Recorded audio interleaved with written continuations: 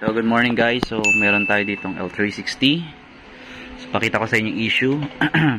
Sorry. Ayan. So putol yung ating timing belt.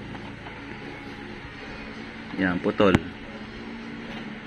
So ito ay nakagat ng bait. Yung maliliit lang. Ito po yung nakakagat ng mga daga na maliliit. Kapag yan po ay isinasandal nyo sa gilid ng inyong mga table, sa ilalim, or sa mga sulok-sulok. So, kaya, akala ng madam ay ito na-repair ko na kasi to. Belt din ni ayos ko dito. Tapos, nag-complain siya, pinatagal ng ilang buwan. Eh, yung pala naman, hindi napansin, hindi nakita ng madam, putol pala yung belt. So, ganun ulit, same situation. So, meron tayo ditong ayan, timing belt. So yan yung nakuha natin doon. So ito yung sa kanila galing din, dispose na nila ito. So kinuha na natin ng parts para hindi na sila bumili. So kung bago ka pa lang guys sa akin channel guys, so itong video na ito guys is subscribe nyo and like and share nyo guys. So pag na-encounter nyo rin ito guys, meron kayong idea paano palitan. Actually madali lang na siya magtanggal. So babaklasin muna natin lahat yan. Yan ang difference nun. Pero hindi nyo babaklasin yung sliding kasi medyo mahirap yun. Susuot lang natin sa butas na yun. Susungkitin lang natin yun. And then itong area na ito isusuot lang natin yan. Yung curve na yan, yung pa-curve na yan. Yan yung shape na nagka-curve. Yan. Isusuot lang natin yan doon. Sundot-sundutin lang and then yun na. Okay, so let's go guys. So don't forget to subscribe, like, and share this video. Thank you. Alright.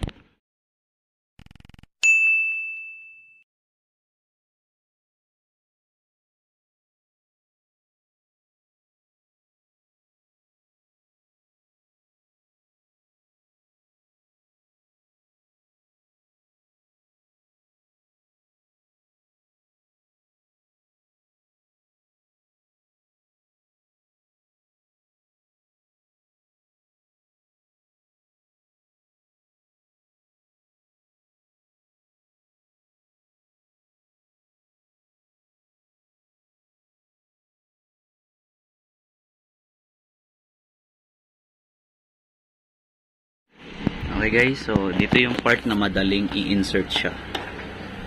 Ayan. Kita niyo yan? Para makita. Ayan. Dito ko lang siya ni-insert. Ayan. Ayan yung nakabelt na siya. Ayan. Gaganyan mo nyo lang, susundot nyo lang dito. Itong area lang na ito guys. Susuot nyo yung cable pa ganun doon. Tapos dito nyo susunditin gamit nitong tweezer. Yung kanto muna, uunahin nyo yung kanto, tapos sundot pa ilalim, tapos sunod yung kanto, yung sunod na kanto. Ayan. So ganyan na siya, nakakonect na. Ang gagawin na lang natin ay ayan, nakakonect na. Ito lang, masyado makita. Wala, basta't nakakonect na. Basta pag nakita nyo, parang hindi nyo nababaksin yung buong kaha. Ayan. Ano kung sira. Hindi na siya babaksin yung buong kaha. Nandito na yung nakakonect na. Tutulak nyo na lang siya. Ayan. Kasi yung iba, ayan, hilain na natin. Kasi yung iba guys, natanggal pa yung ewan kung iba ko nung technique. Yan, tatanggalin mo pa to, tatanggalin mo pa ito bago mo ikakabit. I mean, trabaho nun. Dati ganyan ang ginawa ko, trabaho guys. So gagawa na lang tayo ng technique. So insert muna natin doon, tapos luluwagan natin yung tornilyo na yun. Hindi po pwede yan nakalakas siya. Kung nahirapan kayo sa kamay, especially nagbibidyo pa, eh talagang mahirap. Diba? Tweezer ninyo. Saka pa sumunod yung tweezer ninyo. O yan, silain nyo dito sa kabila.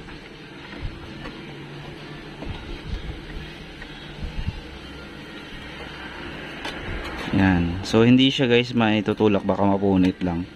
Tanggalin natin muna yung screw. Luluwagan lang natin. Ito ang tornilyo na yan. Yan, luluwagan nyo yan. Para ma-adjust natin siya.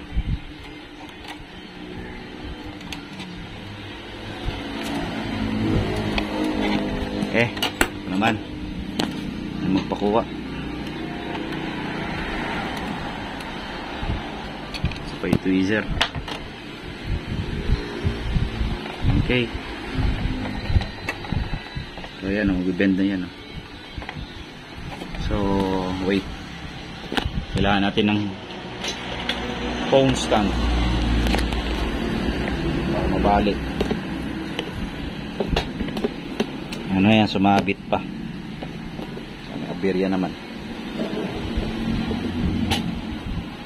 So, ito guys, push natin dito. Itong spring. Lalayan natin para yun, maisabit natin doon. Yun o, di ba? Yan. Okay na. Ano naman na yan? Wala naman sa kabiasnan.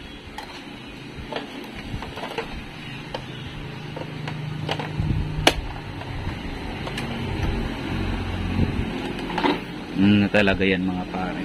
Pare ko ay sumuksok naman dun. Ano ba yan? Huwag muna natin, tanggal. Wala naman siya doon. Yan talaga.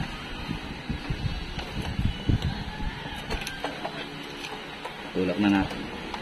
Sangkal natin doon.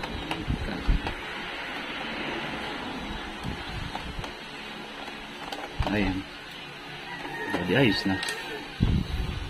Umalso ay. Pumunta doon. Sumuksok doon. Naman kung gusto pumunta doon.